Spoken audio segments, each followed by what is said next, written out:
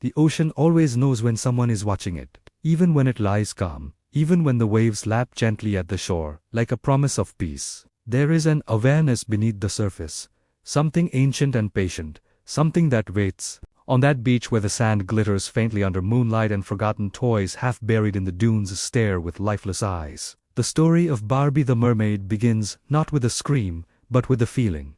A pull in the chest, a tightening in the throat, that quiet sense that something beautiful is looking back at you, smiling, and waiting for you to come closer. This is not just a tale meant to haunt your sleep. It is a reminder that fear often wears a friendly face, and that survival sometimes begins the moment you choose to listen to the voice inside you that whispers, "Stop." People said she appeared only when the beach was empty, when the laughter of families faded and the sun surrendered to darkness. At first, it was just rumors, a shimmer in the water shaped like a woman, hair floating too perfectly, catching the moonlight like polished gold, skin pale and flawless, almost unreal like molded plastic given breath. Children who sneaked out at night swore they saw her sitting on a rock, combing her hair slowly, humming a tune that sounded like a lullaby from a forgotten childhood. They called her Barbie because she looked like the dolls they once loved, the dolls that promised perfect lives and endless smiles. But fishermen began to notice things. Boats scratched as if dragged by sharp nails. Nets ripped open from below, the sea giving back empty spaces where people should have been. Lena had grown up in that town, raised by the sound of waves and warnings. Her grandmother used to say the ocean was honest, it only takes what you offer it. But Lena was tired of feeling small, tired of mirrors that showed flaws, tired of voices that told her she wasn't enough. That night, she walked the beach alone, tears blurring the stars above, feeling invisible to the world. When she saw the figure rise from the water, she felt seen for the first time in her life. Barbie's eyes locked onto hers, wide and glossy, reflecting Lena's loneliness back at her like a secret shared. The voice that carried over the waves was soft, soothing, telling Lena she was beautiful just the way she was, that she didn't need to hurt anymore, that the sea could take everything away. Every step Lena took toward the water felt lighter, as if the sand itself was helping her go. The tide crept forward, cold and insistent, wrapping around her ankles like hands. But something inside her resisted, a small flicker of fear that didn't match the sweetness of the voice. She noticed how Barbie's smile never faltered, how her eyes never blinked, how beneath the surface, the water around her churned unnaturally, dark shapes twisting where legs should be. Lena remembered the stories, the ones people laughed at, the ones meant to scare children into obedience. She remembered her grandmother's words about honesty and the sea, and she stopped.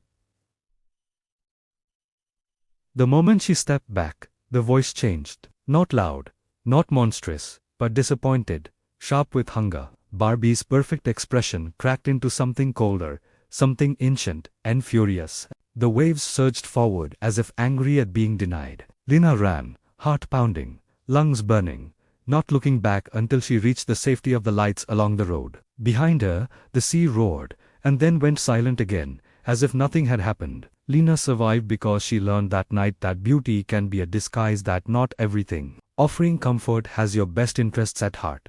And that strength sometimes looks like walking away from something you desperately want to believe in. Others were not so lucky. Years later, a group of college students came to the town for spring break, chasing cheap thrills and darker stories. They heard about Barbie the Mermaid, from a bartender who laughed as he poured their drinks, daring them to see for themselves. At midnight, drunk on courage and alcohol, they ran toward the abandoned stretch of beach, the water black and endless before them. One of them swam farther than the rest, mocking the legends, calling out to the sea. For a moment, they saw something pale rise beside him, something smooth and shining. Then the laughter stopped. The water closed. In the morning, the ocean returned only a necklace, tangled with seaweed, the metal cold and heavy in the sand. Curiosity had pushed past caution, and the sea had answered without mercy.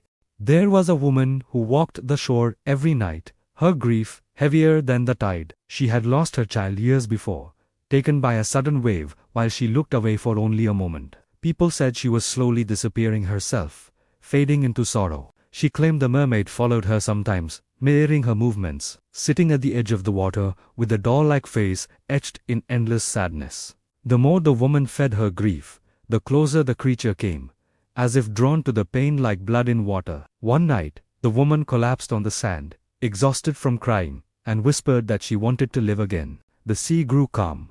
The figure vanished. Pain, when left unchecked, becomes an invitation. Healing, even when it hurts, can close doors you never knew were open. Children began to report hearing laughter near the water, high and playful, echoing across empty beaches. Parents searched the shore in panic, finding no one. The laughter belonged to Barbie, using the sound of innocence as a lure, a reminder that even the purest images can be twisted. The town slowly learned that growing up wasn't about losing wonder, but about gaining discernment.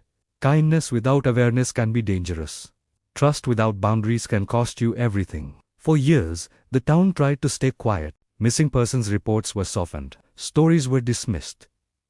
Tourism mattered more than truth. And with every lie, the presence in the water grew stronger. Survivors who spoke of pale hands and frozen smiles were called crazy. Fear thrived in that silence, feeding the legend until it became something real and unstoppable. It wasn't until a fisherman broke down on camera, sobbing as he described watching his friend pulled under by something beautiful and wrong, that the town finally listened. Lights were installed. Patrols increased.